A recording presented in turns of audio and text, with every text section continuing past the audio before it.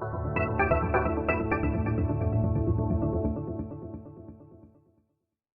let us consider a particle trapped in an infinite potential well. The particle under consideration is an electron. So this particle is free to move within the walls from minus a by 2 to plus a by 2 of the potential well. At this boundary, at minus a by 2 and plus a by 2, the potential becomes infinite, and as the particle or an electron cannot attain infinite amount of energy, it will not be able to cross these boundaries and will remain trapped inside this potential well. So the electron cannot be located at x is equal to minus a by 2 or x is equal to a by 2 along the x direction, or it cannot be outside this potential well also. So it remains trapped inside this potential well. Inside this potential well, it is free to move. The wave function psi and its derivatives associated with this particle electron under consideration are finite, continuous and single valued within this boundary only.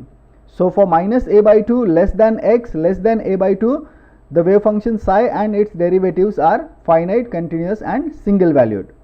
But there is a discontinuity at the boundaries, and this wave function cannot exist at the boundary or outside the boundary. So as the potential at the boundaries of this potential well is infinite, the particle remains trapped inside the potential well and it is free to move from minus a by 2 to plus a by 2 in the x direction. So we are considering one dimensional case only. The Schrodinger's time independent equation describing the motion of the wave associated with this electron can be written as minus h bar square by 2m del 2 psi by del x square plus v psi equal to E psi. Now psi is a function of position in this case. For the region between minus a by 2 to plus a by 2, potential V is equal to 0. So by putting the potential V equal to 0, this Schrodinger's time independent equation becomes minus h bar square by 2m del 2 psi by del x square equal to E psi. So we have just put V equal to 0 for the region inside the potential well for minus a by 2 less than x less than a by 2. The terms can be rearranged. We can take this E psi x on the left side and we can just rewrite this equation as del 2 psi by del x square plus 2 m E by h bar square psi equal to 0. So let us call this as equation number 1.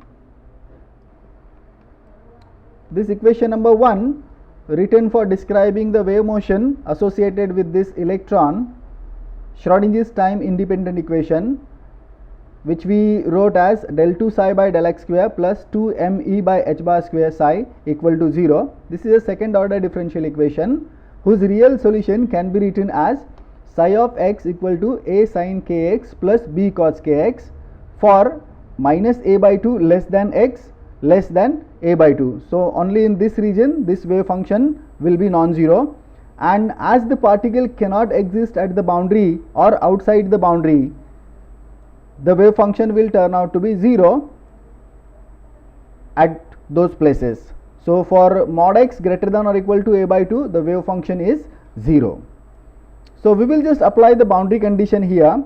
When x is equal to minus a by 2, psi of x is equal to 0, and when x is equal to plus a by 2, then also psi of x is equal to 0. So just put x is equal to minus a by 2 here, and we can write this as minus a sin ka by 2 plus b cos ka by 2 to be equal to 0. And let us put x is equal to a by 2 here, and we can write a sin ka by 2 plus b cos ka by 2 equal to 0. So we have just put x is equal to a by 2 here, and we are writing this wave functions to be 0 at these boundary conditions because particle cannot exist at these boundaries, and therefore wave function must be equal to 0 at these boundaries. So we got here two equations, again equation number 3 and equation number 4. So this is equation number 3 and this is equation number 4. let us add the two equation number 3 plus equation number 4, that will give us 2b cos k by 2 equal to 0. This will get cancelled with this, sign terms will get cancelled with each other. This is minus sign, this is plus sign, so they will get cancelled with each other, and equation 3 plus equation 4 will result in 2b cos k by 2 equal to 0. That is cos k by 2 equal to 0, that is k is equal to n pi upon a, where n will be odd integer. So when n is equal to 1, 3, 5, k is equal to n pi upon a. So we got the value of k when n is odd number. Now let us subtract equation number 4 from equation number 3, and we can get this. Now cos terms will get cancelled now, and we will be left with 2a sin k by 2, that is equal to 0. So again 2a will get cancelled, sin k by 2 equal to 0, and sin k by 2 will be equal to 0 when k is equal to n pi upon a, where n is even number now.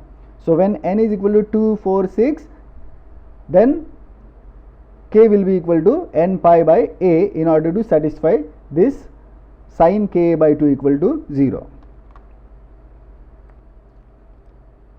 So equation number 5 gives us the value of k when n is an odd number, and equation 6 gives the value of k when n is even number.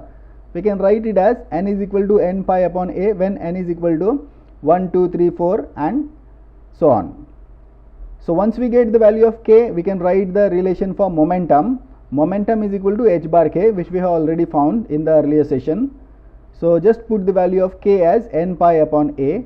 We get p is equal to h bar n pi upon a. Now the energy of the particle will be kinetic energy, because potential energy is 0 inside this box, inside this well. So energy of the particle will be kinetic energy, that is p square by 2m. P square will be n square h bar square pi square upon a square. So energy of the particle will be n square h bar square pi square upon 2ma square. If you put h bar to be equal to h upon 2 pi, this can be written as n square h square upon 8 ma square.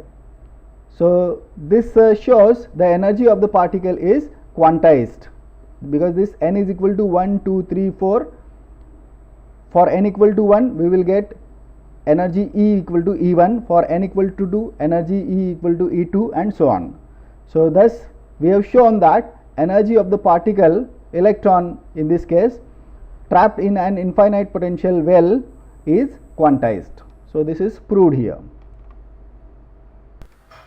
Thank you for watching this video. If you like this video, then please subscribe to the channel so that you will get timely intimation of new videos uploaded to the channel. Thank you very much.